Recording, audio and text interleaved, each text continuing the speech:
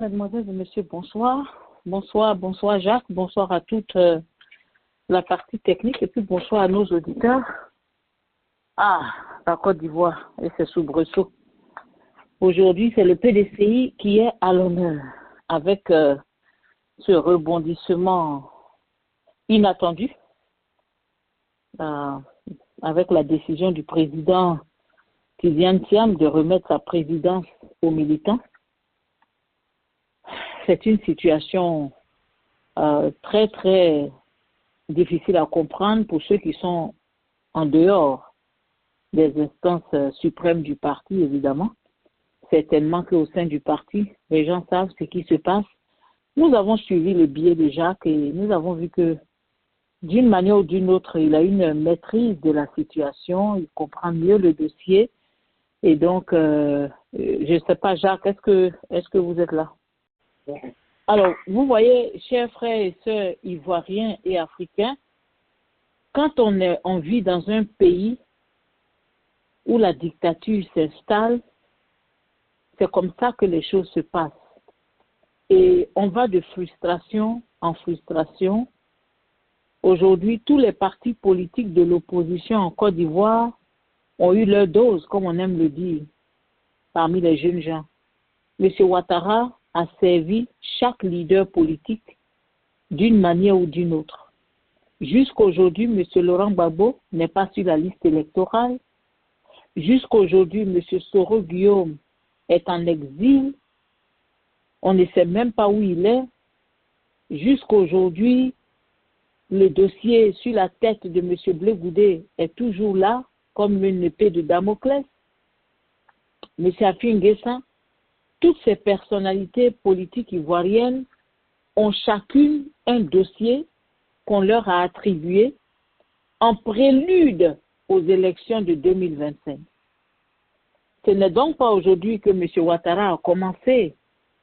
Le RHDP a planifié de spolier la vie politique ivoirienne, les milieux politiques de la Côte d'Ivoire, la politique ivoirienne.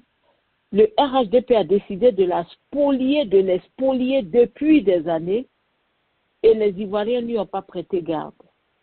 Donc pendant que les Ivoiriens étaient occupés à parler de réconciliation, pendant que les Ivoiriens étaient tous occupés à parler de reconstruction du pays, à parler de dommages et intérêts pour les victimes, pendant que tout le monde était concentré sur le procès à la haie de M. Laurent Gbagbo et de M. Blé Goudé, eh bien, le RHDP, lui, est en train de reformater toute la Côte d'Ivoire.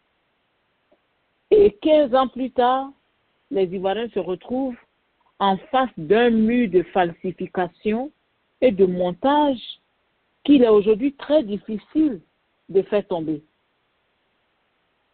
On a créé des lois, on a créé des décrets, on a pris des décrets, on a falsifié, transformé, modifié la Constitution.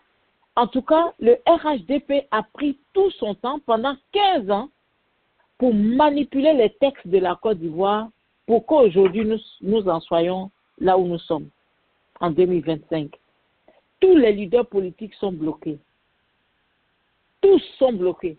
Tous ont été encagés dans une sorte de procès ou d'accusation ou de verdict de justice, soit qu'ils soient présents ou bien qu'ils soient absents, comme ils disent eux-mêmes par contumace ou bien par je ne sais quoi.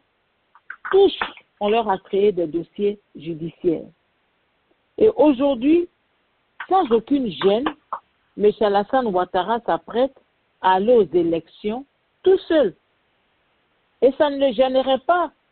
Ils n'ont même pas besoin de boycotter les élections, puisque lui-même les a boycottées sur toutes les listes. Il leur a arraché leurs droits de citoyens. À certains, il a même arraché leur identité, la nationalité. Quand j'ai entendu M. Tidiane Thiam parler aujourd'hui, j'ai eu très mal. Parce que c'est un cri de guerre qui est lancé par ce monsieur. C'est un cri de guerre qui est lancé par un enfant ivoirien.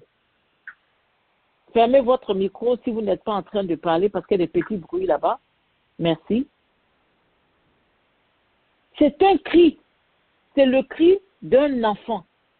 Un enfant de la mère patrie à qui on est en train de faire une injustice. C'est un cri de quelqu'un qui ne sait pas où aller, qui ne sait pas quoi faire. Et le drame dans tout ça, c'est qu'il y a d'autres Ivoiriens qui se réjouissent. C'est à croire qu'en Côte d'Ivoire, quand ça n'arrive pas à votre frère, ça ne vous concerne pas. C'est vraiment dommage. M. Ouattara a décidé de montrer aux Ivoiriens qu'il est un dictateur sans cœur, sans foi ni loi. Il s'en fout. De toutes les façons, il n'a plus rien à perdre. Le seul combat de M. Ouattara aujourd'hui, c'est le combat de son petit frère. Ouattara ne combat plus pour être riche, non. Quand on a fait 15 années multipliées par 342 000 milliards, on n'a plus besoin de lutter pour de l'argent. Il ne se bat plus pour ses enfants. Quand on les a tous positionnés dans les postes les plus juteux du pays, et les nièces et les cousins et les enfants des autres, on n'a plus besoin de lutter. Aujourd'hui, M. Ouattara veut montrer aux Ivoiriens que lui, Ouattara, il peut faire ce qu'il veut en Côte d'Ivoire, quand il le veut. Que Ouattara peut venir en Côte d'Ivoire, confisquer le pouvoir pendant 20 ans et lutter pour garder ce pouvoir pour que son petit frère prenne la place. C'est un plan qui n'est plus caché aux yeux de personne. Que les opposants aillent avec lui ou pas, il s'en fout. D'ailleurs, quel opposant pourra-t-il s'opposer à M. Ouattara? Quel opposant? Qui peut aller contre lui? On l'a menacé la dernière fois. Tu ne fais pas attention, on renouvelle ton dossier. Il est au congélateur. On n'a qu'à le réchauffer. Blé Goudé, pareil. Babo Laurent, pareil.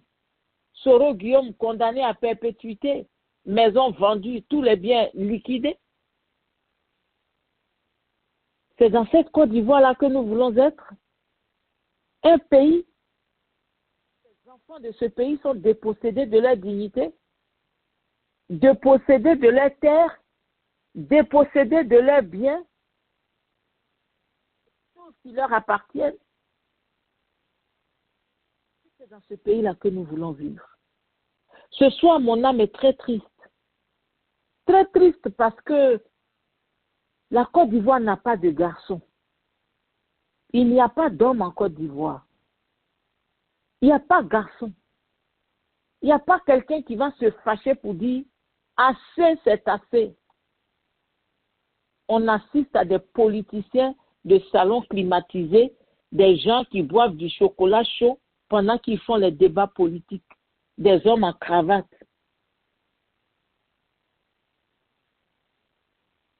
Est-ce que la politique de salon climatisé marche avec un dictateur? Le dictateur, il ne connaît qu'un seul langage, la violence.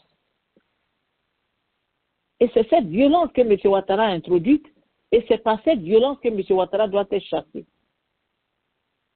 En protégeant les Ivoiriens.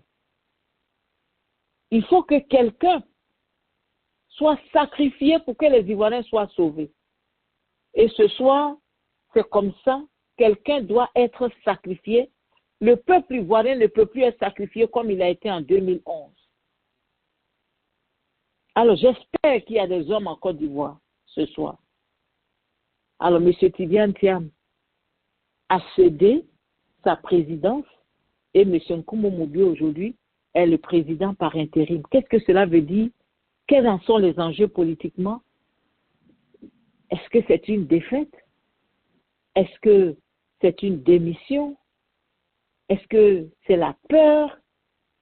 Ou alors une stratégie? Mais comment est-ce que cette stratégie-là pourra-t-elle contourner le mur Alassane Ouattara? Donc voilà des questions ce soir que nous voulons poser à Jacques, qui a fait un billet dans lequel il a expliqué beaucoup de bonnes choses. Et j'espère que en lui posant ces questions ce soir, les auditeurs auront l'opportunité de voir, de comprendre ce qui s'est passé. Personnellement, j'ai été comme on dit, foudroyé par cette nouvelle. Quand j'ai vu la vidéo de M. Tidiane Thiam, j'ai été vraiment, vraiment déboutée. Et je ne peux pas vous le cacher. Je n'ai rien compris. Alors, Jacques, d'accord. Quand vous êtes là. Oui, je suis là, Sister Sarah. Vous m'entendez là? Oui, on vous entend très bien. Bonsoir. Ok, d'accord. Alors, bonsoir, Sister Sarah. Alors, et bonsoir aux autres frères qui sont déjà en ligne. M. Kwasi Dougan et Laurent Guéry, qui étaient très heureux ce week-end. Bon, voilà. Bonsoir, commandant. Et ça met tout le monde en colère. Mais avant que vous nous posiez quand même vos questions dans votre monologue, vous avez parlé de qu'il n'y a pas de garçon actuellement en Côte d'Ivoire. Je ne sais pas réellement s'il n'y a pas de garçon en Côte d'Ivoire. Alors, ce que moi j'ai appris avec les informations dont j'ai eues, quand vous devez certainement affronter un dictateur, un homme violent, pour pouvoir certainement donc avoir gain de cause ou bien penser avoir gain de cause, il faudrait que vous ayez certainement également le même pouvoir que lui, ou bien plus. Mais aujourd'hui, quel pouvoir les Ivoiriens ont, à part certainement une manifestation donc de groupe, où peut-être on peut mettre 500 à 1 million de personnes dans la rue. Sinon, la violence dont on parle, un homme seul garçon, ça ne suffit pas. C'est pas ce que vous mettez derrière. Avoir un seul garçon qui doit se sacrifier, je ne sais pas ce que vous mettez derrière, mais soyons un peu comme raison gardée. Vous savez, au Burkina Faso, cela a pris pratiquement des années. J'engageais donc des émissions avec les Burkinabés, avec Yves Bambara et tous mes invités. Et c'est la même chose que je disais aux Burkinabés, qu'il n'y avait pas de garçons donc au Burkina. Mais il a fallu seulement d'une petite chose pour que Blaise Compaoré se retrouve en exil. Vous comprenez? Donc, dans cette situation, chaque chose en son temps. Mais je suis en conviens avec vous que le comportement donc, des leaders ivoiriens, parfois, ça nous amène à nous poser beaucoup de questions et à se demander réellement s'il n'y a pas du tout de garçons. Voilà. Donc, c'est un peu mon introduction avant certainement de répondre à vos questions. Merci, Jacques. Alors, ma première question, c'est qu'est-ce qui a motivé cette décision? Bon, ben, comme je l'ai dit, M. Sarah, c'est à bon chabora. Vous êtes dans une situation où vous avez, c'est comme vous jouez au moins des jeux de dames. Bon, ce qu'on dit, jeu d'échecs, c'est beaucoup plus pour les intellectuels, les Kwasi Dougan. On va dire jeu de dames. Tout le monde comprend très bien. Voilà. Alors, donc, vous poussez vos pions en fonction des pions donc, de l'adversaire. Vous vous souvenez que cette affaire donc, de Valérie Yapo dont j'avais mentionné, souvenez-vous aussi, c'est Sarah, il y avait une émission, vous avez parlé, j'avais parlé donc de mettre sous tutelle le PDCI-RDA et de lancer un mandat d'arrêt contre Exactement. Voilà. Les gens avaient souri, mais en réalité, c'est ce qui allait se passer. Donc cette semaine, il y a de fortes chances que cela arrive. L'objectif numéro 1, c'est donc d'écarter complètement Thiam de la présidence du PDCI-RDA parce que Thiam est encore président du PDCI-RDA, il peut l'utiliser à l'international pour influencer le hold-up électoral qui est en train donc de se préparer. Vous comprenez? Parce qu'il faut être au moins dans la compétition aussi pour pouvoir contester certaines choses avec beaucoup plus de, de légitimité. Donc, face à une telle situation, Thiam et le PDCI-RDA, voyant venir une décision de justice qui allait mettre sous tutelle le PDCI-RDA, il fallait donc, pour contester la légitimité et puis la légalité de Thiam à la tête du PDCI-RDA, puisqu'ils ont dit clairement que selon eux, Thiam n'avait pas du tout la nationalité ivoirienne quand il s'est présenté. Et si la justice a déjà retiré la nationalité en guillemets à Thiam entre 1984 et maintenant, ce qui veut dire quand il a été élu, il n'était pas ivoirien. Donc selon eux, il était hors la loi. Donc voyant venir cela, donc Thiam a anticipé. C'était une tactique en même temps pour pouvoir répondre au piège qui était tendu. C'est une manœuvre de tactique face donc à l'instrumentalisation de la justice. Donc la décision de Thiam ne constitue pas un retrait en tant que tel, encore moins une démission. Mais c'est une opération donc politique finement calculée, comme je l'ai dit, en mettant donc un mandat dans la main donc des militants, en leur disant, tiens militants, vous m'avez élu, mais malheureusement je suis toujours poursuivi Malheureusement, je suis toujours encerclé et malheureusement, je dois faire face à cette justice qui conteste, ma légitimité. C'est vous qui m'avez élu, je vous remets actuellement, moi, mon pouvoir. Mais c'était stratégique. En disant qu'il remettait au pouvoir aux militants, c'est bon, oui, il remet aux militants, mais en réalité, il y a une autre chose derrière. Dans la mesure où, après avoir remis donc le pouvoir aux militants, le même jour, un bureau politique a été convoqué pour aujourd'hui. À la sortie donc de ce bureau politique, il y a un congrès donc extraordinaire qui est convoqué pour le 14, et qui aura pour un seul objectif, élire donc un nouveau président. Maintenant, on dit, eux-mêmes disent que Thiam est ivoirien, donc le PDC ira donc à un congrès éclaté, voilà, pour élire un nouveau président, disons, pour élire encore Thiam. Donc, si vous voulez, cher ami, alors, quand M. Mobio dit président délégué, qu'est-ce que ça veut dire alors? Bon, c'est une stratégie qui a été utilisée, président délégué, pour mettre Thiam à côté de lui, parce que vous savez, quand vous êtes président d'un parti politique, vous avez tout le pouvoir. Vous comprenez? Et si c'est quelqu'un que vous ne contrôlez pas à 500%, s'il vient qui conteste maintenant la légitimité de Thiam, qui dit Thiam n'est plus président, on fait comment? Thiam n'est pas candidat, on fait comment? Donc, président délégué, qui est donc le monsieur à 92 ans, vous le dites. Donc, c'est un peu comme le manager donc, du PDC-ILDA qui va suivre les activités jusqu'au congrès du mercredi. Donc, le maire délégué, et pour pouvoir contrôler ce qui est en train donc de se passer. Donc, c'est un peu le point que je peux certainement faire par rapport à ça. C'est donc une stratégie pour éviter encore les blocages. Parce qu'ils vont tenter donc de mettre le PDC sous tutelle. Ça va créer encore un blocage. Vous savez, dans cette situation, tant qu'il y a un blocage, ça fait l'affaire du RDR, devenir RHDP. Ils ont besoin de faire douter. Oui, allez-y. Oui.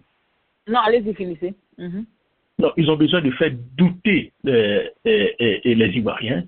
La torpeur, comme ils ont complètement la chérie, la torpeur, l'angoisse dans tous les partis politiques, et ils sont beaucoup plus à l'aise. Puisqu'ils s'apprêtent à aller à un congrès pour eux, en juin, pour aller crier donc victoire. Donc, pour eux, ils pensaient donc pouvoir neutraliser tout le monde. Vous avez mentionné tout à l'heure, la majeure partie donc, des cadres de l'opposition ont été neutralisés parce qu'ils sont tous sous contrôle judiciaire. Laurent Gbagbo, Afrique Descend, Grégoudé, Soro Guillaume, et maintenant, on peut le dire, en guillemets aussi Thiam. Vous comprenez?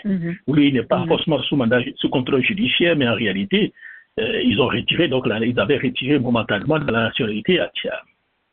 Voilà. Donc voilà un peu donc dans cette situation où on se met, comme vous l'avez dit, où je serais d'accord avec vous, c'est que les Ivoiriens, s'ils n'avaient pas aussi peur, puisqu'on parle d'utilisation de l'article 48, si c'est ça, le moment est venu, vous l'avez mentionné, on a toujours mentionné pour que les Ivoiriens maintenant sachent maintenant qui est Ivoirien et qui ne l'est pas. Alors, article 48, parlons-en. Quand Tia Camara est née où exactement? On nous ment pour dire qu'elle est née soit à Congo, soit à Abidjan, alors qu'elle est née en Guinée. Parlons de l'article 48. Son petit frère, Téné Birahima Ouattara, allez-y fouiller dans Wikipédia et autres, on ne sait pas où il est né. On ne sait pas où il est né. C'est-à-dire que vous, Sister Sarah, dans votre Romadia, Sister Sarah est née à Abidjan en 1925. Non, pas 25. C'est né à Djiglo, Jacques, à Djiglo.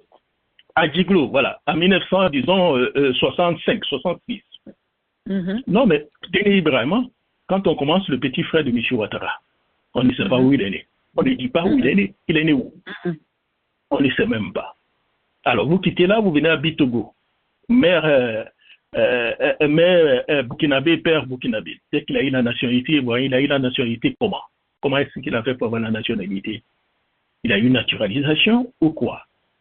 Quand vous prenez pratiquement tous ceux qui viennent Ouattara mis à la tête de nos institutions, nous ne savons pratiquement pas où ils sont nés. On va mener Nanaba Kamara qui sort cette là, on ne sait pas où elle est née aussi quand vous regardez dans son CV. Donc normalement c'est là que nous devons donc engager le débat. Et ensuite, on peut coincer encore M. Ouattara puisqu'il parle d'application donc des lois. Donc la loi dit qu'il faut forcément chaque année une révision de la liste électorale. Alors que si le PDC réussit à avoir la révision de la liste électorale, ce qui veut dire que Thiam qui dit qu'il est ivoirien maintenant peut s'enrôler. Mais ils ne vont pas vouloir le faire parce qu'en le faisant, Thiam pourra s'enrôler. Donc voilà où des pions, où on peut coincer ce régime-là afin que nous puissions certainement avoir gain de cause. Là, tout le monde nous comprendra par rapport à ça, parce que c'est clair. Donc, cher ami, si ce sera, voilà un peu le petit point que je voulais faire pour répondre à votre question. Alors, je vous écoute. Oui, mais Jacques, est-ce que cette stratégie de Thiam n'aura pas pour effet secondaire un bémol dans le zèle des militants? On a vu comment les gens sont réveillés avec Thiam depuis un certain temps. Est-ce que ça ne va pas apporter le découragement au sein du parti? Si ce sera. Où je vous parle là, je suis encore plus déterminé qu'avant. Et la majeure partie des militants avec qui je discute sont encore plus déterminés. J'ai été même surpris, j'ai discuté avec des cadres RDR devenus RHDP aujourd'hui, que je connaissais très bien pour avoir les lectures. Sur 4 avec qui j'ai discuté, 2 ont décidé de ne pas commenter. Puis ils disent que ça c'est trop gros pour nous, on ne commente pas. Il y a 2 autres qui disent, mais nous sommes allés très loin. Dénier la nationalité à Thiam. Non seulement le petit-fils du vieux Thiam que nous connaissons ici en ce moment-là, ça ne fait pas beau, ce n'était pas la meilleure méthode.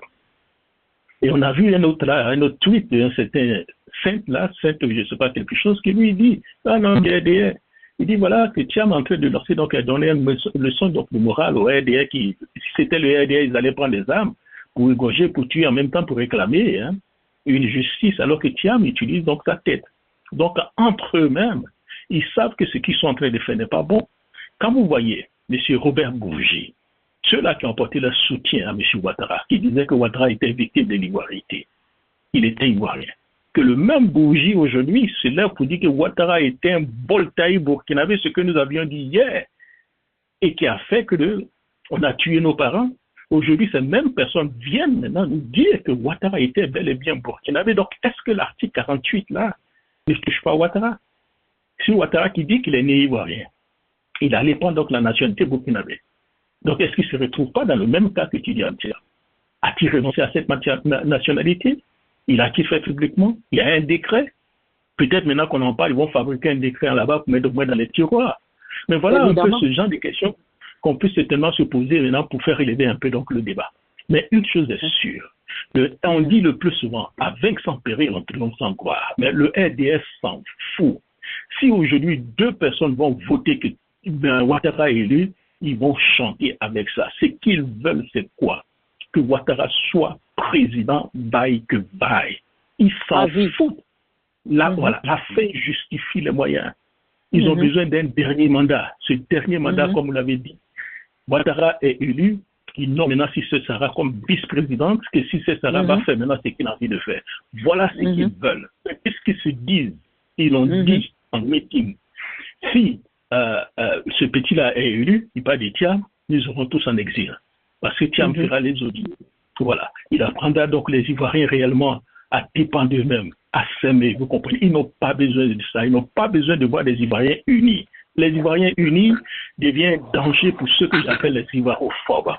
Parce qu'en réalité, ils ne nous aiment pas. Ce qu'ils aiment, c'est la Côte d'Ivoire qui peut leur donner ce qu'ils ont en ce moment. Mais en réalité, ils ne nous aiment pas. Ce sont des Ivoirophobes.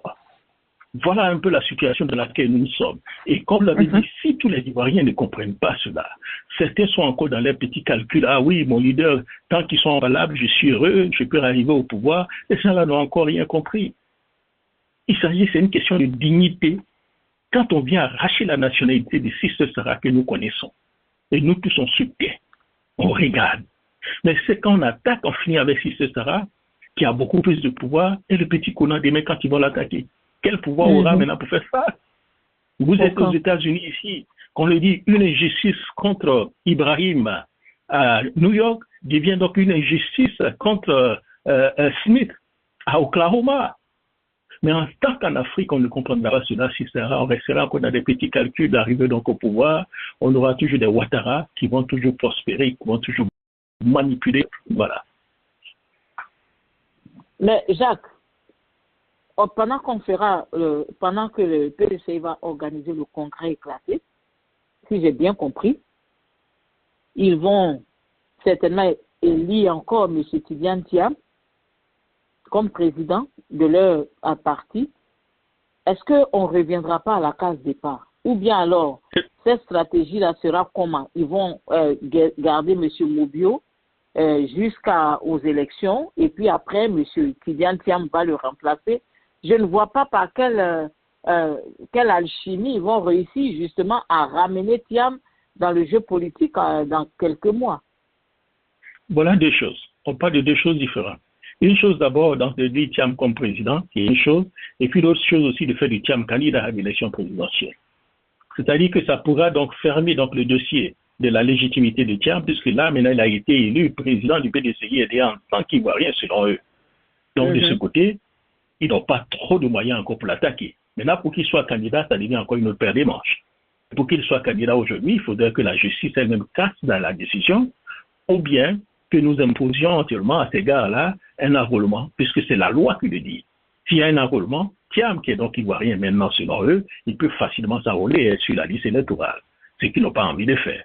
Donc, poussons donc ces individus à répandre donc l'enrôlement, et l'enrôlement peut peut-être pousser des gens-là à forcément mettre Blé Goudé sur la liste électorale, Laurent Gbagbo sur la liste électorale à travers une pression pour qu'ils bénéficient tous maintenant de l'amnistie, ou bien, non, c'est l'amnistie, c'est lequel qui est en plus grand. Je confonds toujours l'amnistie et puis la grâce présidentielle. La grâce, non, c'est l'amnistie, voilà, pour qu'ils puissent bénéficier donc de l'amnistie, comme ça, on pourra donc avancer. Donc, poussons plus pour qu'il y ait donc un enrôlement, et ça permettra donc facilement à Thiam de se présenter. Mais il y a tellement de vices de procédures. Oui, allez-y. Oui. Alors, connaissant le pouvoir en place. Allez-y. Non, la chose que je voulais certainement dire, où Thiam a certainement raison, où l'avocat de Thiam a coincé donc les avocats du gouvernement, ils nous disent que Thiam est devenu ivoirien depuis qu'il a renoncé à la nationalité française. Nous sommes d'accord. Thiam a renoncé à sa nationalité française en début mars. Je pense que c'est début mars ou bien début février, je ne m'en souviens plus. Et 2 semaines plus tard, Thiam va demander un certificat de nationalité. Le 16 mars. Voilà, le 16 mars. Et 2 semaines après, Thiam va demander donc le certificat de nationalité. La juge refuse de donner un certificat de nationalité, alors que c'est un Ivoirien. Vous comprenez? C'est là qu'ils se sont fourvoyés. Si vous dites qu'il est Ivoirien depuis qu'il a renoncé à la nationalité ivoirienne, pourquoi 2 semaines après, il va faire une demande de nationalité ivoirienne, vous refusez? Voilà où ils se sont coincés, ils se sont embourbés. Voilà, c'est ça. Oui, Jacques, mais connaissant le pouvoir qui est là, parce que c'est un pouvoir de marmailleur, de faussaire. Oui, je vais ajouter quelque chose rapidement, Maman Sarah, sur ce que vient de dire commandant Jacques. Bonsoir tout le monde. C'est que l'un des cadres de la justice, lorsque nous avons tous dit que Thiam vient de perdre, le président Thiam vient de renoncer à sa nationalité, on vient de lui refuser, comment s'appelle, son certificat de nationalité, donc il est devenu apatride parce qu'il a renoncé à la nationalité française. Mais il y a l'un des cadres de la justice, ils sont 2, il y a un qui est venu intervenir que non, Monsieur Thiam n'a jamais perdu la nationalité ivoirienne. Il a dit ça. Il a dit, Monsieur Thiam n'a jamais perdu la nationalité ivoirienne. Merci. Alors, bon, ce qu'il a dit qu'il n'a jamais perdu la nationalité ivoirienne, selon lui, depuis qu'il a renoncé donc, à la nationalité française. Donc, en fait, c'est ce qu'il voulait, où il y a eu des contre-pieds, que le ministre de la Justice, comme je l'ai dit, ils sont tous ivoirophobes. Ils sont beaucoup plus à l'aise pour distribuer donc les papiers ivoiriens aux étrangers. Et le ministre de la Justice nous dit que personne ne peut contester l'ivoirité donc de quelqu'un. Ce n'est pas le fait de soupçonner un étranger pour dire qu'il n'est pas ivoirien. Si vous soupçonnez un étranger, il faudrait le traduire en justice, qui lui seul, procureur de la République, peut décider si ce monsieur-là est étranger ou pas. Vous comprenez? Maintenant, pour les Ivoiriens, ils demandent à n'importe quel petit juge maintenant qui peut certainement enlever votre nationalité ivoirienne sans problème. Donc, vous, dans votre propre pays, vous n'avez pas le... Mais Jacques, dans tout ça, où était le procureur? Il n'y avait plus de procureur en Côte d'Ivoire. Monsieur Dougan, je ne veux pas perdre le cours de mes idées. Jacques, la question que je voudrais poser, c'est connaissant les gens qui sont au pouvoir et qui sont prêts à aller jusqu'au bout parce que ils n'ont plus rien à perdre, hein, ça passe ou ça casse. C'est dans cette optique qu'ils sont. Est-ce que M. Tidiane Thiam ne vient pas de se faire harakiri avec cette décision? Est-ce qu'il n'est pas en train d'offrir à M. Ouattara sur un plateau d'or ce que M. Ouattara veut? Parce que rien ne garantit que, après avoir démissionné, parce que c'est quand même une démission, que le pouvoir va le lâcher. Non, je ne comprends pas bien la question. Quand vous dites qu'il vient de remettre au pouvoir, il vient de remettre quoi exactement? Il a remis sa présidence au PDC, aux militants du PDC, n'est-ce pas? Mais s'il est réélu le 14, ça change quoi si c'est ça? Ben, c'est ça ma question, justement. J'ai connaissant M. Ouattara et son groupe, est-ce que le fait que M. Tidiane Thiam ait remis le pouvoir ou la présidence à ses militants, est-ce que ça ne va pas permettre au pouvoir de mieux le poursuivre? Parce qu'on peut se réveiller demain matin et puis ils l'ont pris pour un cas judiciaire. Est-ce que ça ne les arrange pas? Oui, mais ce qui est aussi, c'est qu'on sort d'un problème encore pour entrer dans un autre problème. C'est-à-dire qu'ils vont toujours utiliser toutes les aides de la Saint-Jean pour le coincer. Mais à un problème spécifique, il faut d'abord trouver la solution spécifique. On ne peut pas penser réellement à ce que réellement à 100% ce que la personne fera. Et comme je l'ai dit, c'est un jeu des dames. En fonction des pions qui poussent, vous pouvez certainement anticiper les pions qui vont pousser. Mais tant que les gens ne poussent pas ces pions-là, vous êtes obligé donc de rester sur votre stratégie. Et là, en le faisant, puisque eux, ils comptaient directement mettre le PDCI sous tutelle pour dire que le PDCI n'a pas de président, que le président a été élu illégalement. Donc nous, justice, on met le PDCI sous tutelle. Maintenant que celui que vous avez dit qui a été élu illégalement a démissionné, ils ont remis le pouvoir donc aux militants. En principe, il ne devait plus avoir donc de problème.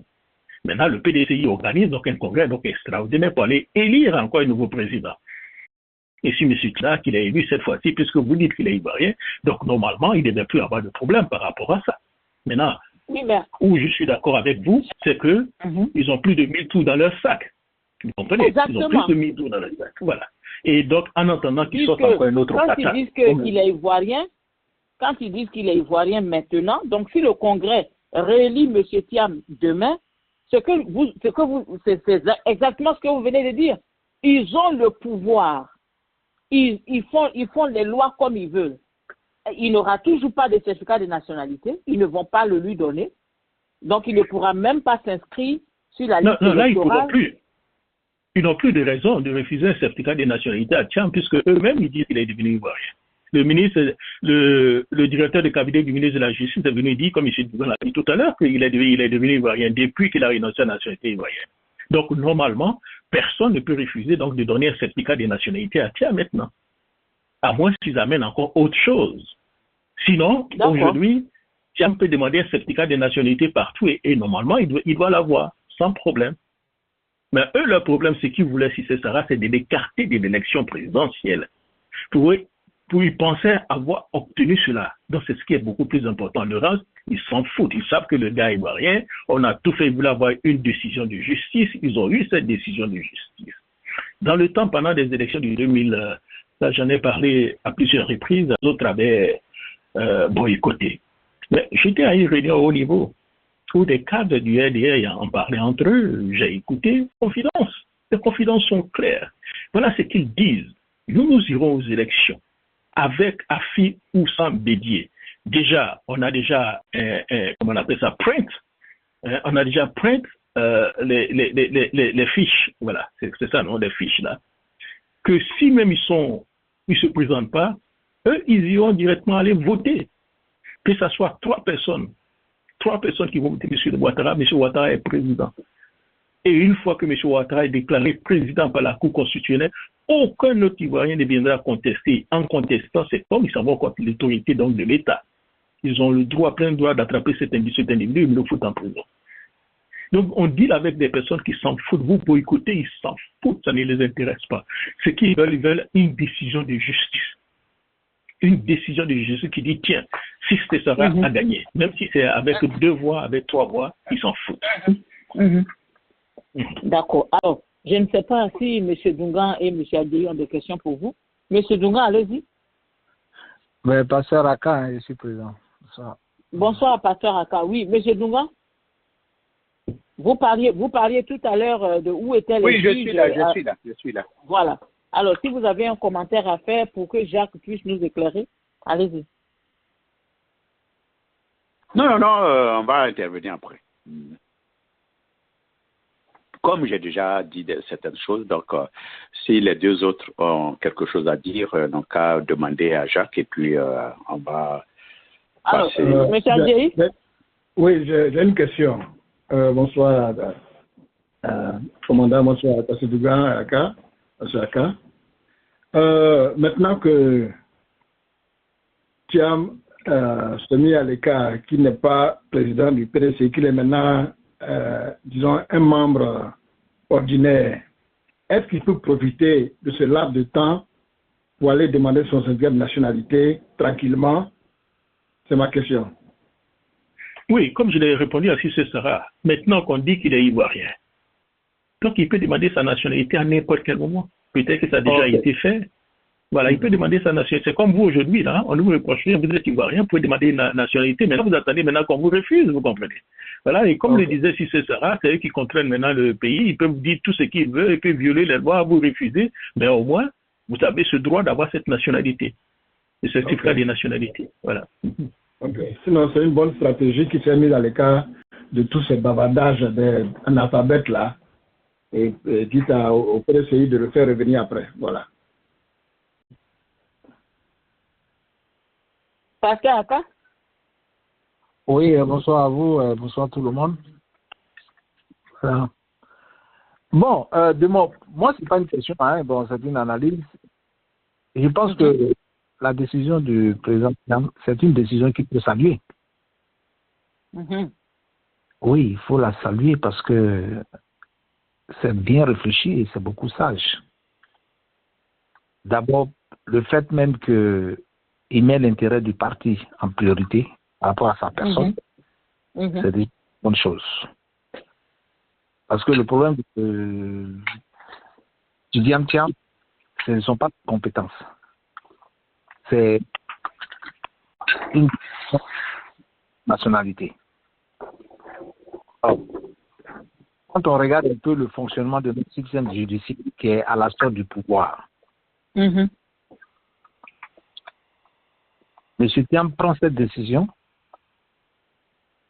elle est salutaire, elle est mûrie parce que on ne rentre pas dans un conflit avec un pouvoir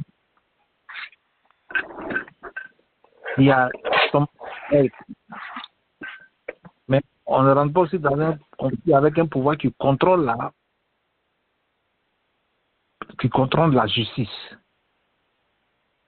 Si notre justice est indépendante et que elle avait un peu une moralité de faire que lire et appliquer le droit, en ce moment-là, le président Thiam pouvait rentrer dans cette confrontation. Mais regardez, aujourd'hui, quand on prend le cas du président Gbagbo, le président Gbagbo lutte aujourd'hui pour sa personnalité. Parce qu'il a une condamnation qui n'a aucun sens. Mais comme c'est une condamnation organisée, programmée, et quand on parle, on dit c'est la justice, qu'elle soit bonne ou mauvaise, c'est un combat qui est difficile. Donc, la décision de M. Trump de dire, bon, vous m'envoyez en justice et vous voulez démettre de la fonction de président, de mettre le PDCI sous tutelle. C'est que j'ai été élu, j'avais en ce moment la nationalité française. D'accord, je démissionne. Comment? De justice. Il n'y a plus de justice, je démissionne. Je remets ma présidence aux militants. Il va mettre en mauvaise posture non seulement le pouvoir, mais aussi les militants intègres qui l'attaquaient par rapport à ça. Il dit, bon, comme vous dites que j'ai été mal élu, je démissionne. Maintenant, en démissionnant, il est beaucoup plus libre que d'être frappé par une décision de justice. Parce que quand tu es frappé par une décision de justice, c'est une condamnation qui peut peser sur lui pendant 2, 3, 4, 5 ans. Et ça va être encore toute une gymnastique pour régler ce problème de justice. Parce que ça sera une décision qui va être prise pas dans le droit, mais juste pour empêcher une personne avec ses compétences à être un candidat. Donc, maintenant que je rends ma démission, enfin, je remets ma présidence, on verra maintenant qui va venir diriger le PDCI.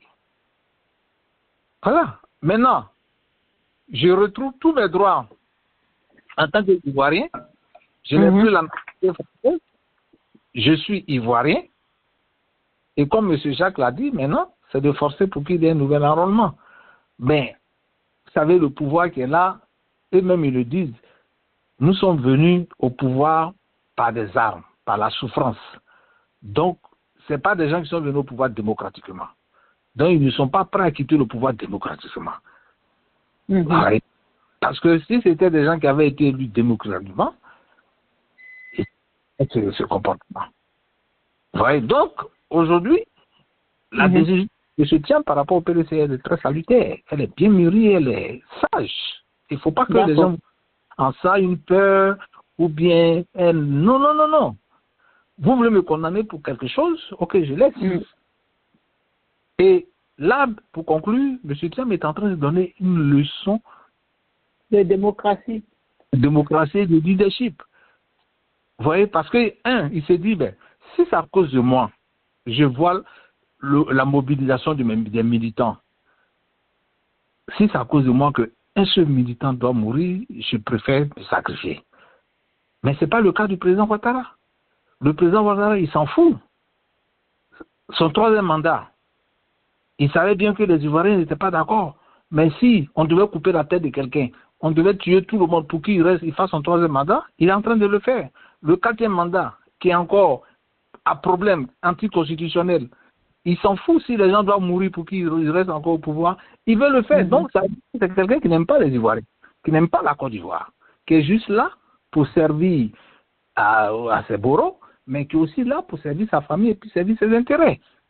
D'accord. Il faut faire la question pour dire j'aime la Côte d'Ivoire, je ne veux pas que les gens meurent à cause de moi. Si ça ne dépendait que de moi, je fais le sacrifice. Il est encore jeune, qu'il soit président maintenant, que ce soit dans 5 ans, il a encore toutes les qualités d'être président. D'accord, merci. Merci, Pasteur Aka. Alors, Jacques, apparemment, on peut se dire que le camp Jean-Louis Billon est assez heureux en ce moment avec cette démission de M. Tidjane Thiam.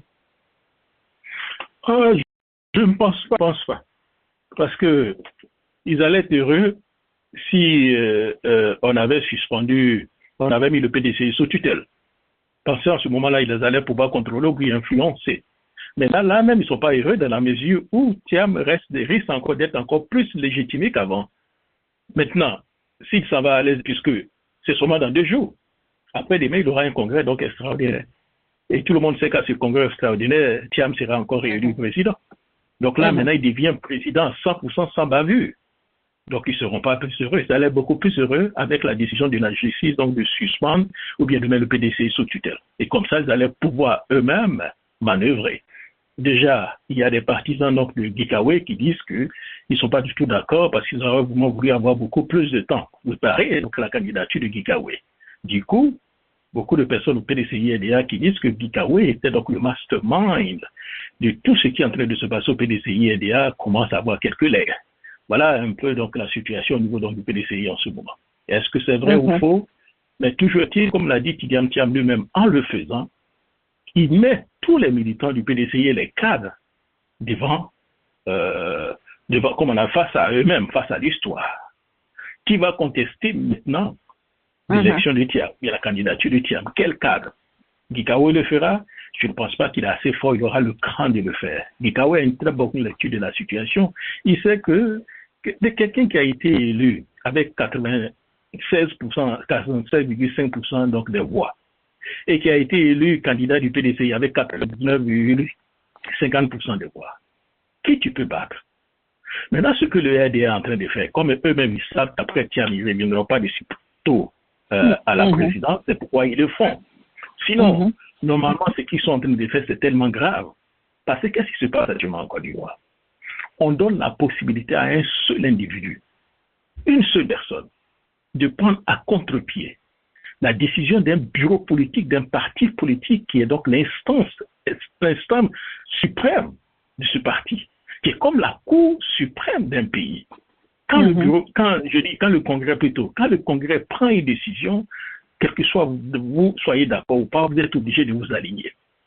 Maintenant, ce que la justice est en train de faire aujourd'hui, c'est-à-dire au RDR demain, si ce sera, vous êtes militante là-bas ou pas, vous pouvez prendre à contre-pied la décision du Congrès donc du RDR. Et si vous avez une justice qui vous soutient, vous pouvez donc éliminer le président, vous pouvez chasser le président, vous pouvez chasser tout le monde dans ce parti. Et vous allez avoir... C'est une aberration très grave. C'est une jurisprudence très grave qu'ils sont en train de faire. C'est une aberration qu'ils sont en train d'établir en Côte d'Ivoire. Mais effectivement, et comme je le dis, ils savent peut-être qu'après Ouattara ne viendra pas de sitôt au pouvoir, donc ils s'en foutent. Ils se disent on va le tout pour le tout, gagner, après Ouattara, perdu. même ce parti-là va se disloquer, hein, Jacques. Je pense même pas qu'il va exister pour vouloir revenir au pouvoir. Mais au vu de ce qu'ils sont en train de faire, n'importe quel militant pourra maintenant prendre à contre-pied la décision. Donc ça dit même le parti même n'existe plus en tant que tel. Un congrès d'un parti politique n'existe plus puisqu'un seul individu, sans même avoir touché même les instances du parti, sans moi-même avoir flirté avec les instances du parti pour régler un problème, peut aller devant la justice et demander à la justice donc de prendre une décision de chasser le président. Et la justice dit voilà, nous sommes compétents, on l'accepte. Voilà un peu où ils sont en train donc de banaliser donc le pouvoir judiciaire, infantiliser donc les Ivoiriens et nous mettre dans des situations beaucoup plus compliquées. D'accord, merci Jacques. Je vais poser une question à M. Jacques. Oui, M. Jacques, ne pensez-vous pas que c'est un peu trop tôt pour le PDCI d'organiser un congrès extraordinaire juste une semaine après la démission du président Trump, les choses étudiantes? C'est pas une semaine même, c'est 3 jours après, 4 jours après. Oui, mais je pense que ce serait trop flagrant. Si... Non, mais c'est pas. Mais un parti politique, c'est un parti politique. On dit en situation extrême, il faut des solutions extrêmes. Vous avez élu votre président et vous avez des gens qui sont là, qui sont en train de mettre les bâtons dans vos roues. Vous faites comment? Vous trouvez aussi les bons moyens pour contourner au moins la décision. Puisque nous avons votre président, vous dites qu'il n'est pas président, qu'il a été mal élu. On dit, bon, d'accord, on va organiser notre congrès. C'est nous, notre parti. Nous organisons le congrès et c'est statutaire. On n'a jamais dit dans les textes que pour convoquer un congrès extraordinaire, il faut 50 jours, il faut 30 jours. Le congrès extraordinaire est convoqué par le président. Et le président, par intérim en l'occurrence, convoque le congrès extraordinaire. Les gens envoient ce congrès extraordinaire. Tant qu'ils peuvent organiser ce congrès extraordinaire, mais ils le font. Maintenant, si vous n'êtes pas d'accord, normalement, donc, dans les tests, vous avez la possibilité de toucher donc, les instances donc, du parti. Mais vous ne le faites pas. Parce que vous êtes en accointance avec le parti au pouvoir, vous allez donc amener donc, des problèmes d'un parti politique à la justice. Et comme cette justice-là n'a pas intérêt à aider le PDCI-RDA, se saisit de ça et vous utilise en même temps pour détruire votre parti politique. Valérie Yapo n'est plus militante du PDCI-RDA, elle a encore les cartes, mais elle n'est plus militante. Depuis qu'elle a perdu ses privilèges. C'est une fille qui se fait appeler dans Fieul de Bédier. Et selon les informations, elle recevait donc de l'argent de Bédier à tout moment. L'escroquerie, elle a ici 25 millions pour aller mobiliser la suite d'argent de Bédier. Et comme elle se trouvait dans le 3A et que le PDCI avait besoin donc des gens assez bien vus dans le 3A, elle bénéficiait de ce droit du président Bédier. Et quand Thiam est arrivé, elle était en concurrence avec d'autres personnes. Thiam a préféré mettre d'autres personnes à sa place. Donc, depuis lors, c'est une haine viscérale qu'elle nourrit contre Thiam. Vous comprenez? Maintenant, ceux qui disent que Thiam, pourquoi depuis qu'il est arrivé, n'a pas organisé un congrès pour renouveler les instances du parti? Mais si ce sera avec une seule personne qu'on a chassée actuellement donc, de son poste, regardez le problème que Thiam a. Alors qu'un congrès ordinaire demande le renouvellement donc, des instances du parti. Et Thiam que je vois, s'il doit renouveler des instances du parti, ce sont les jeunes qui vont renouveler. Du coup, tous ces anciens-là risquent encore de se liguer contre lui. Est-ce qu'il a besoin de ça avant une élection présidentielle? mais il ne pourra pas le faire. Donc il attend, s'il est élu président, ou bien il n'a pas élu président, après il peut organiser tranquillement un congrès ordinaire et puis renouveler toutes les instances du parti. Donc voilà un peu la stratégie du politique 101 et ce qui est en train donc de se passer. Donc voilà. Au point de vue, je pense que pour éviter que ça soit une mise en scène, il faut donner du temps s'il y a d'autres candidats. Ah non, il ne faut pas donner du temps dans la mesure où la justice doit se prononcer très bientôt. La justice devait se prononcer. Ils sont tous à Abidjan. Comment ça s'appelle ils ont donné les raisons. Ils ont donné les raisons pourquoi ils font en 3 jours. Parce qu'ils viennent de faire, comment ça s'appelle, la convention. Ça fait 2 semaines. À peine 2 semaines. Oui, 2 semaines. Nous sommes dans la 3e semaine. Donc, tout est encore sur place. Donc, comme il a dit, l'un des doyens, là, c'est quoi? C'est Cocotré, oui. C'est ce qu'il a dit. Donc, c'était une occasion pour que tout le monde qui demeure encore sur place puisse aller à ce congrès extraordinaire. Et puis, les candidatures, tout le monde est à Abidjan. Mais tous les candidats sont à Abidjan. Celui qui veut être candidat, il a 24 heures pour aller déposer ses papiers. Il n'y a pas de problème. Et tous connaissent les thèses du parti. Donc, à 24 heures pour déposer les papiers, ça suffit. Jusqu'à demain, 18 heures. Donc, le temps n'est pas court. Le temps est raisonnable. Les raisons sont justifiées. Il faut aller vite. Et en plus, comme je dis, la justice doit rendre sa décision. Ils ne l'ont pas dit parce qu'en les disant, c'est comme ils étaient en train de tout se faire contre la justice. Mais en réalité, la justice doit se prononcer sur le cas de Thiam, je crois que c'est le 16 ou bien le 17, le 18, quelque chose comme ça. Vous comprenez? Oui. Voilà, le 16 ou le 18, je ne sais pas les informations. Mais c'est le jeudi, là. C'est le jeudi. Ah bon, le jeudi, bon voilà. Ouais. Donc c'est le jeudi que la justice va se prononcer. Donc il vaut mieux en même temps faire des tours avant. Mais c'est pour donner quelle... oui, c'est pour donner quelle raison? La raison du jeudi prochain, c'est ce que nous tous on connaît, c'est de mettre le PDC sous tutelle. Parce que pour M. Thiam, c'est déjà résolu là. On lui a refusé sa nationalité, alors que la décision il a renoncé à la nationalité, donc il devenait de facto ivoirien. Donc la juge qui a rendu la décision devrait dire, OK, monsieur, on vous donne votre nationalité maintenant, votre certificat de nationalité maintenant, puisque vous êtes redevenu ivoirien. Mais ça n'a pas été fait. Donc, ils ont carrément annulé ça. Donc, maintenant, c'était pour, comment ça s'appelle, comme il est le président et qui n'est pas ivoirien, qu'on ne reconnaît pas qu'il est ivoirien, donc c'était pour mettre maintenant le PDCI sous tutelle. Pour mettre le PDCI sous tutelle le jeudi. Et comme je l'ai dit, et c'est eux-mêmes qui allaient choisir qui allait diriger et assurer l'intérim. C'est l'intérim. Valérie Yapo Valérie Yapo propose son parent. Qui oui, est mais le dans parent a région. refusé. Il a refusé. Non, il a refusé stratégiquement, vous comprenez. Parce que M. Dougan, c'est assez gros. Si ce monsieur n'était pas en connivence avec Valérie n'allait jamais proposer ce gars-là. Vous comprenez? Parce que c'est trop gros.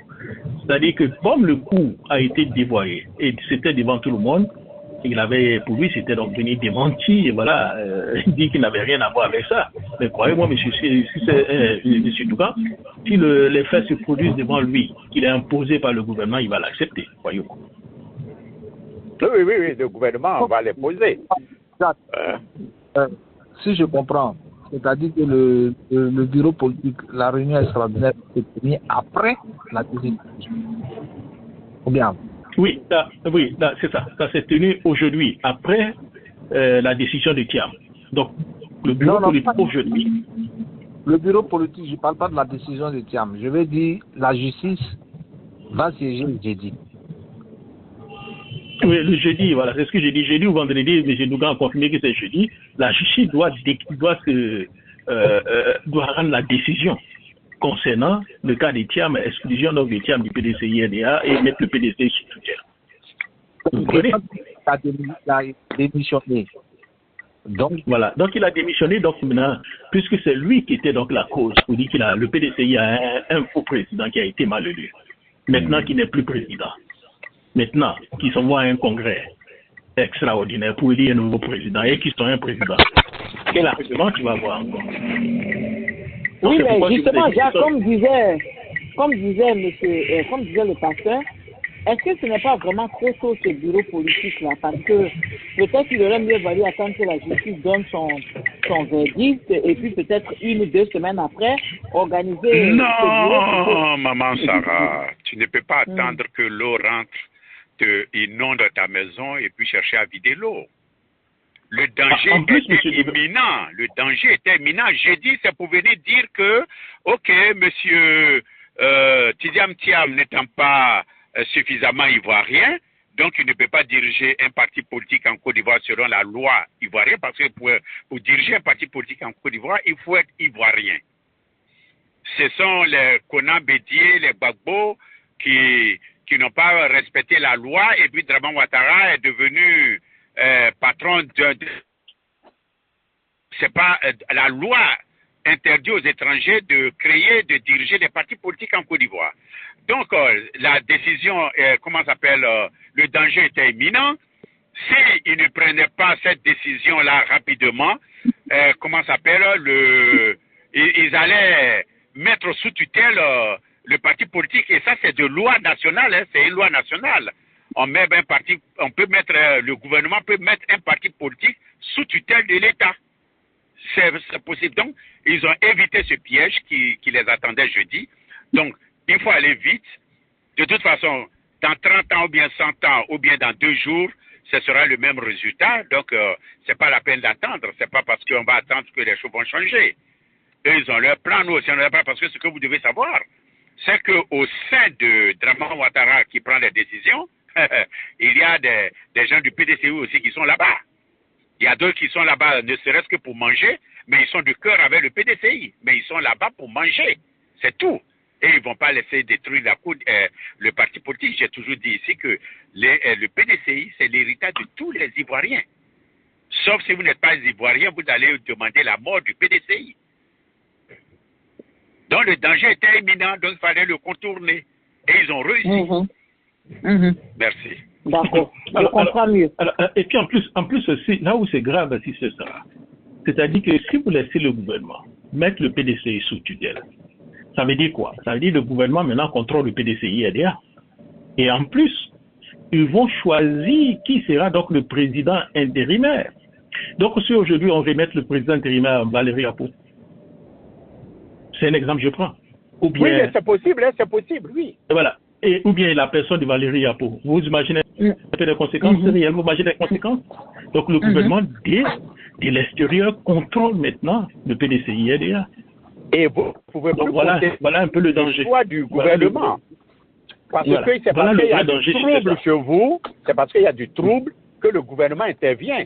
Donc vous ne pouvez pas dire non, s'ils mettent Valérie Apo, le PDC ne peut pas dire non, dans notre droit, dans nos statuts, c'est dit que c'est le doyen des sages qui assure l'intérim. Vous ne pouvez plus dire ça. C'est parce qu'il y a trouble chez vous que l'État intervient. Donc, il pouvait mettre même Valérie Yapo, comme puisque l'autre a refusé, il pouvait le mettre comme présidente intérimaire du PDCI-EDA. Oui.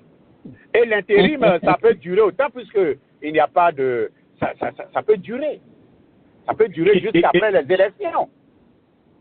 Et en plus, regardez la fonction donc, du président, une autre fonction. On dit qu'en cas de besoin, le président peut créer chaque fois que nécessaire tout comité ou commission ad hoc à cet effet, donc de rendre plus efficace la gestion. Le mode d'organisation, le fonctionnement donc, de ces structures est déterminé par donc, le règlement intérieur. Et donc, vous avez dans un endroit où il y a beaucoup de bruit, là, fermez votre micro, s'il vous plaît. Et c'est ce que Banga est en train de contester, monsieur. Oui. C'est ce que Banga est-ce que le président intérimaire peut nommer un vice-président délégué? Oui, mais c'est ce que les textes disent ici en tant que président. Pour le bon fonctionnement du parti, vous pouvez nommer. Il a nommé. C'est une nomination. Voilà, pour le fonctionnement donc, du parti politique, vous pouvez nommer. Ce n'est pas forcément l'organe. Comme Bélier a renouvelé à plusieurs fois le fonctionnement du PDCI-RDA.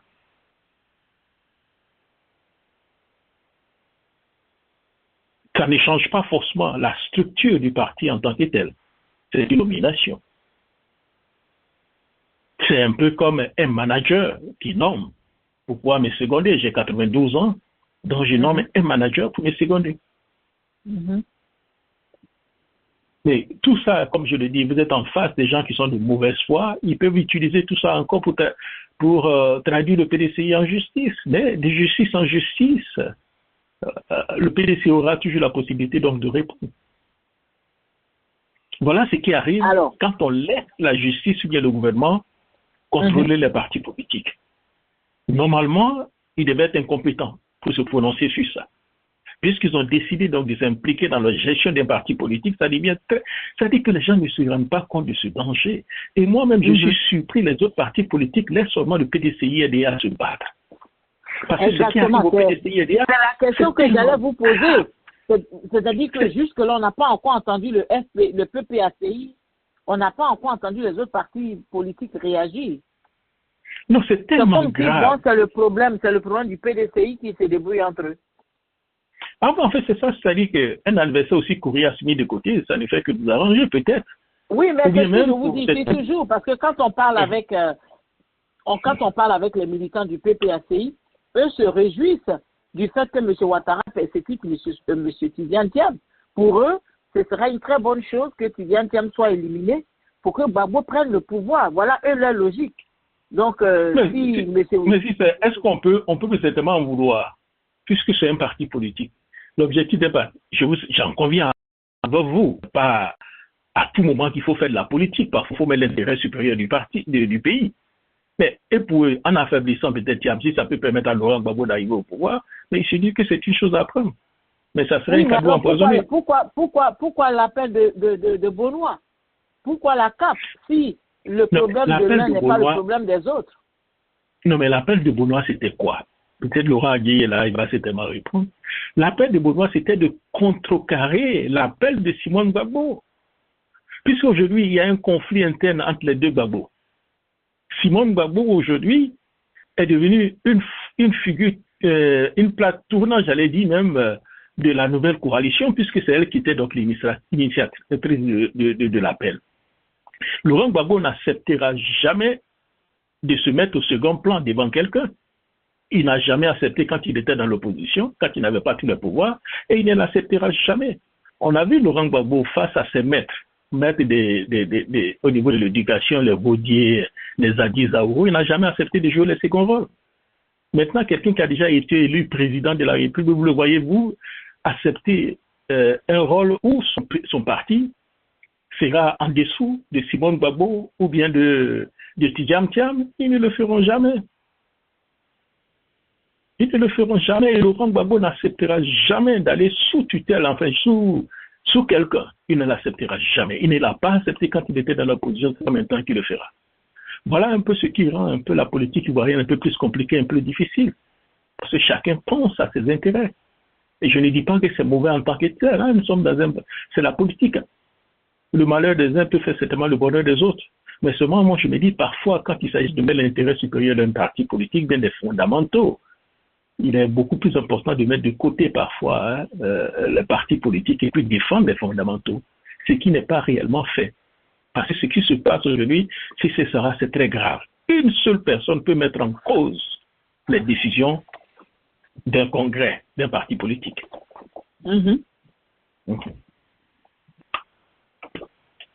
Et les autres observent silencieux. Ce qui est grave, c'est que l'opposition ne comprend pas. Je peux intervenir sur ce volet-là. Permettez que je finisse. Ce que l'opposition ne comprend pas, c'est que ce qui concerne Laurent Gbagbo concerne M. Tidiane Thiam, parce qu'ils sont tous mangés à la même sauce. Et moi, l'inquiétude que je peux émettre ce soir, Jacques, c'est que le problème de Tidiane Thiam, il est plus profond que ça. Oui, il est devenu ivoirien. Oui, il peut aller s'inscrire sur la liste. Mais il y a une autre condition qui va le frapper, c'est qu'il n'a pas vécu sur le territoire pendant 5 années de suite. C'est pour ça que je dis que ça n'existe plus dans la Constitution. Ça a été abrogé par M. Ouattara. Oui. Ça n'existe plus. D'accord, donc Dieu merci. D'accord. Donc c'est bon alors. Non, donc, M. Gbagbo est fait. Oui, allez-y, M. Douga. Monsieur commandant, est-ce que tu es sûr que ça a été abrogé, cette clause-là? Oui, ça a été abrogé. Ça a été abrogé. Okay. Dans la nouvelle Constitution, ça n'existe pas. Dans l'autre, comment ça s'appelle, comme je n'ai pas lu le nouveau. Oui, il a abrogé, j'avais suivi. Ok. J'avais suivi ça. Donc je peux aller me présenter alors. Ok. Bien, le PDCI n'est pas seul dans cette lutte-là. Je vais vous rassurer. Le PDCI n'est pas seul. Peut-être que de manière physique, vous ne voyez pas ça, mais les leaders ne se sont pas désolidarisés de M. Thiam.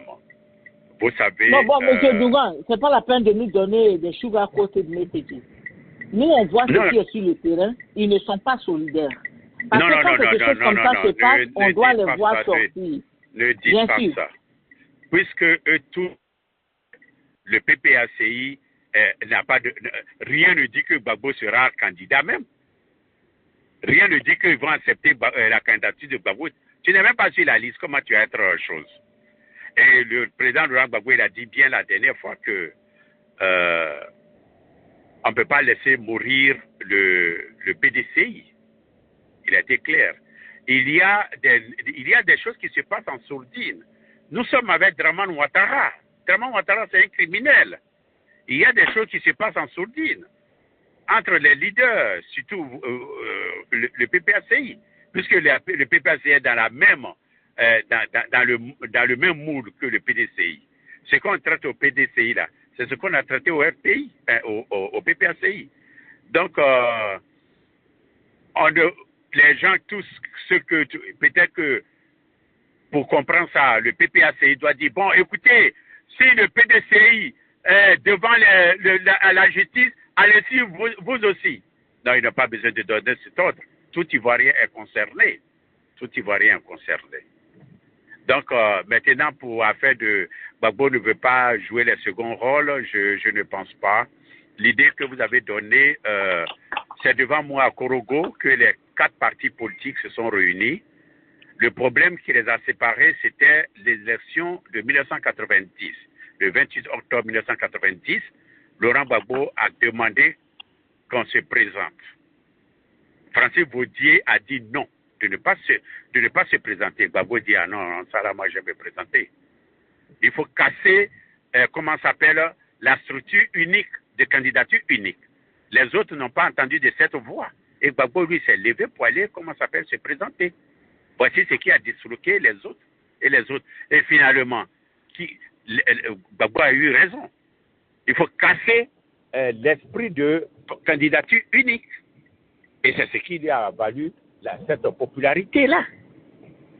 Donc, dans ce cas précis, je vous dis qu'il y a des accords qui ont été signés avec le PDCI, avec Bédier, même s'il est mort, il y a eu des témoins, et je pense que Gbagbo respecte ça. Aujourd'hui, nous sommes avec un criminel, il faut savoir poser des pas. Aujourd'hui, je vais vous dire, si on ne fait pas ce congrès, si la décision de M. Thiam de rendre le tablier et qu'ils insistaient toujours, demain, le jeudi, ils vont dissoudre, comment ça s'appelle, ils vont mettre le PDC sous tutelle. Et si jamais vous descendez dans les rues pour manifester, mais ils vont aller directement dans la maison de Thiam pour l'arrêter, même s'il n'est pas sur le terrain. C'est ce qu'ils prévoyaient, chers frères et sœurs. C'est ce qu'ils prévoyaient. On va mettre le PDC sous tutelle et s'il refuse, on s'en va l'arrêter. C'est ça. C'était ce qu'ils prévoyaient. Et comme on a des gens là-bas qui entendent ça fait partie du combat politique. Si on l'arrête, ça ne gâte rien du tout. Au contraire, si on arrête qui? Si on arrête Thiam,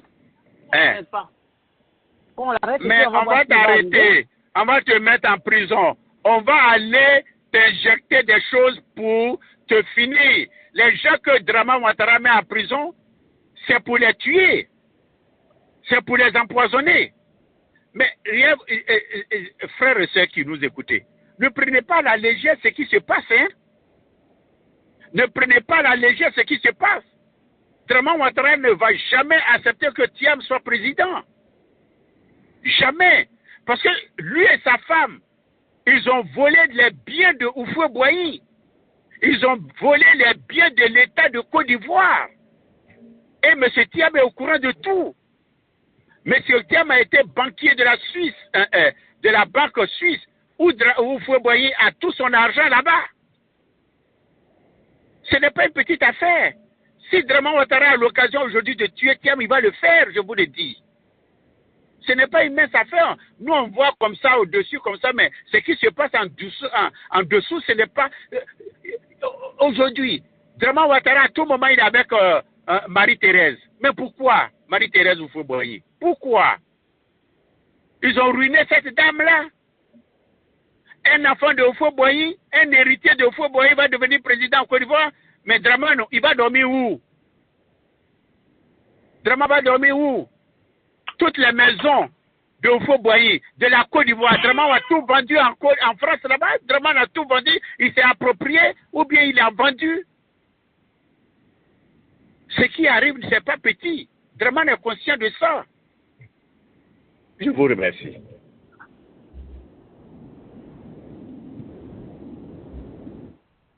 D'accord. Merci, M. Dougan. Alors, Jacques, on va faire le tour des tables et puis je vais vous permettre de nous donner la fin, mais je vais vous poser quand même une question. Est-ce que vous pensez, honnêtement, Jacques, est-ce que vous êtes convaincu que ce que Thiam vient de faire aujourd'hui, c'était la meilleure chose à faire, ou bien alors on aurait dû attendre? C'est très important. Non, sincèrement, c'était la meilleure solution. En ce moment précis, c'était la meilleure solution. Parce que qu'est-ce qu'il fallait faire? Comme le M. Kwasi Dougal l'a si bien dit tout à l'heure, là, si on laissait la décision de justice, parce que comme je l'ai dit, le RDR, ils se disent qu'ils ont besoin, ils veulent devenir des légalistes. Ils utilisent de fortes décisions de justice pour faire prospérer la dictature, ou bien pour imposer la dictature, en disant, tiens, la décision, c'est une question de justice, la justice a dit. Si la justice s'en va maintenant, il dit, M. Thiam n'étant pas président, puisqu'ils ont déjà dit, il n'était pas ivoirien. Ils ont dit que M. Thiam, pendant son élection, n'était pas ivoirien. Ils ont utilisé l'article 48. Donc, de facto, M. Thiam, selon eux, ne devait pas être président du parti. Parce que c'est clair qu'il faut être au moins ivoirien. Donc, pour Thiam n'était pas président, donc ils vont mettre le PDCI. Est-ce que le PDCI pouvait accepter cela? Mais non, ça allait créer encore une autre confusion et ils ont besoin, eux, de la confusion pour créer des conditions pour arrêter tous les cadres importants du PDCI-RDA et les emprisonner, vous comprenez? Et quand ils vont les emprisonner, le PDCI-RDA ne va plus se focaliser sur des élections, va se focaliser maintenant sur la libération des cadres qui sont emprisonnés. Du coup, c'est un boulevard pour le RDR. Vous comprenez?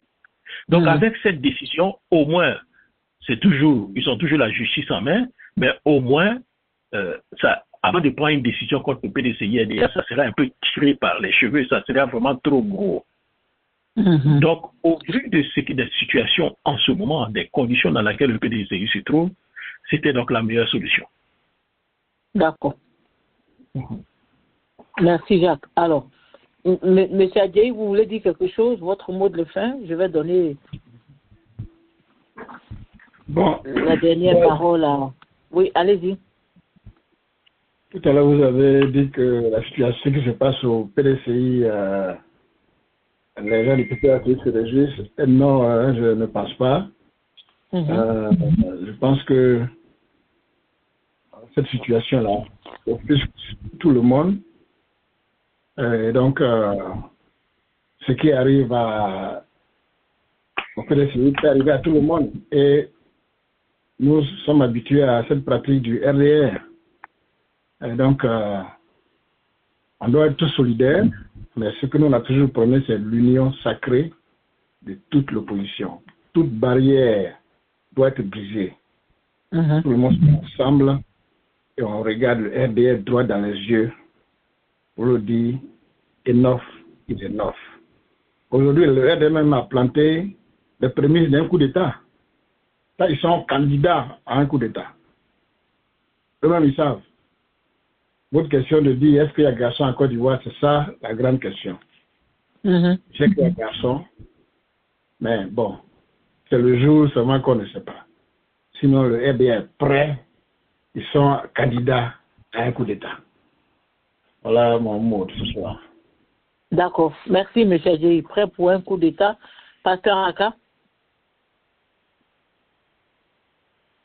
Oui, ce que je veux dire, c'est que c'est une décision sage, mais je suis un peu... J'aurais, pour donner un peu plus de crédibilité, que le bureau politique extraordinaire se réunisse peut-être une semaine après. Parce que démissionner et puis 3 jours après, s'il est reconduit, c'est comme si c'est une mise en scène. Que ça va annuler peut-être les poursuites judiciaires, mais ce serait trop flagrant. Ça, c'est mon avis. Pourquoi ne pas attendre? Le bureau politique se réunit une semaine après, faire l'ouverture démocratique. Ceux qui veulent être candidats contre Thiam, ils n'ont qu'à venir candidat. C'est que s'il va les battre, il va les battre à leur. Mais au moins, ce ne sera pas flagrant de dire, bon, j'ai démissionné aujourd'hui, et puis le lendemain, je suis réélu. Ce serait trop une mise en scène.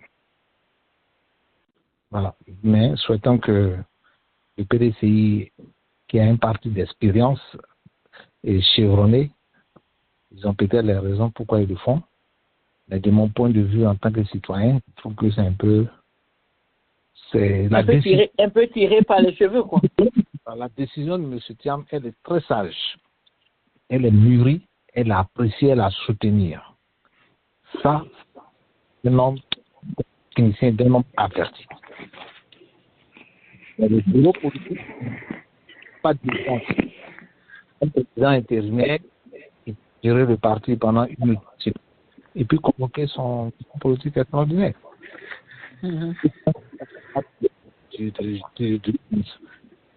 Pendant ce temps, faire l'ouverture. Et je vous dis qu'il n'y aura pas de cas parce que cette situation n'est pas l'aise. Dans le PDCI qui veut être président, ils seront mal à l'aise. Parce que là, ils n'auront plus d'arguments. Oui, mais sur place, aujourd'hui, on prend une décision et puis dans 2 jours, on reconduit la personne.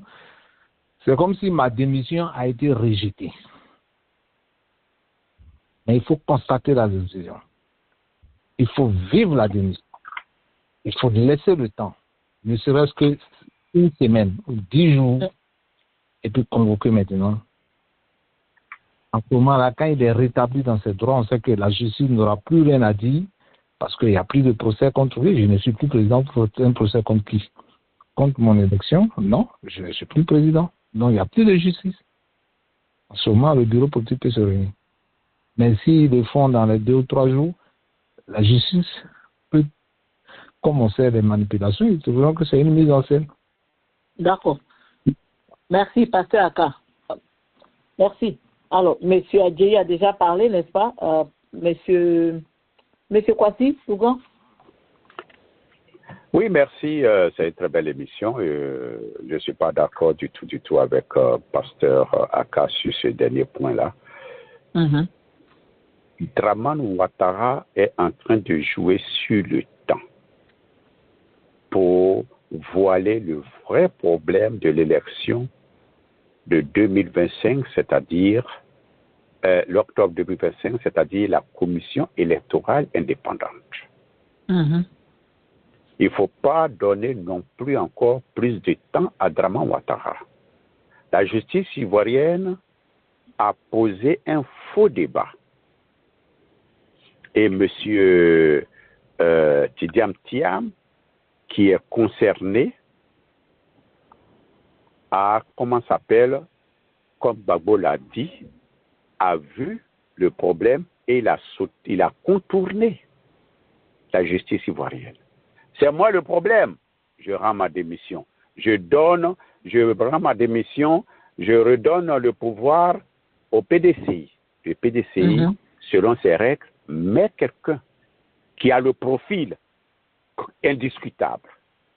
Et c'est lui, aujourd'hui, le bureau politique. On ne peut pas contester ce que le bureau politique d'aujourd'hui a dit. Le bureau politique dit, dans 3 jours, on s'en va à une nouvelle élection du nouveau président. Ça clôt le débat. Dire que c'est de la mascarade ou chose, non, ce n'est pas vrai, plus que le Premier ministre rend sa démission le matin, le soir on le reconduit. Ça, c'est partout dans la politique. Maintenant, le fait de donner, 24 heures aux gens pour postuler, mais celui qui est intéressé, celui qui est vraiment, qui se sent capable, et en 24 heures, qu'est-ce qu'on demande à que les candidats ne peuvent pas fournir. Ils ont déjà tous les papiers. Ils n'ont qu'à aller déposer, c'est tout. Donc, pour ce timing-là... Fermez votre micro, s'il vous plaît.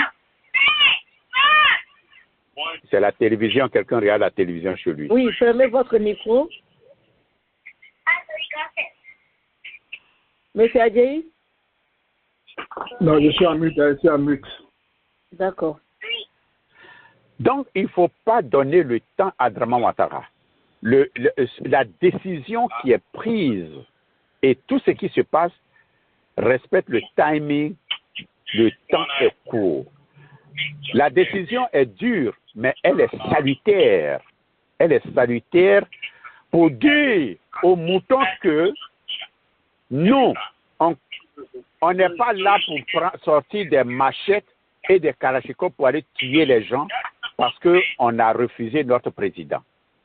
Ça, c'est un haut enseignement. Excusez-moi, M. Douga.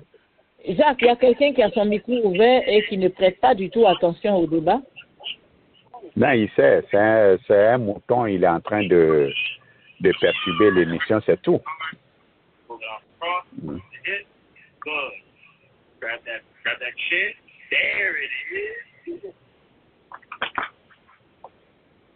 Donc, c'est un haut enseignement que le PDCI vient de donner à la Côte d'Ivoire pour dire que on n'a pas besoin de prendre les armes pour aller défendre notre mentor. Vous me contestez, je rends ma démission. Le parti n'a qu'à décider. Tout le monde est invité.